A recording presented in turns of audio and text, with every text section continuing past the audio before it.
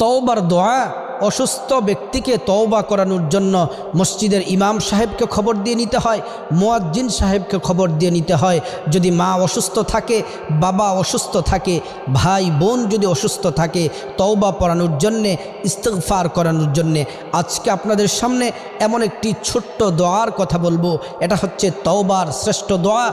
এই দোয়াটি যদি পড়তে পারেন, আল্লাহ তাআলা জীবন যৌবনের সমস্ত গুনাহগুলো আল্লাহ তাআলা মাফ করে দিবেন।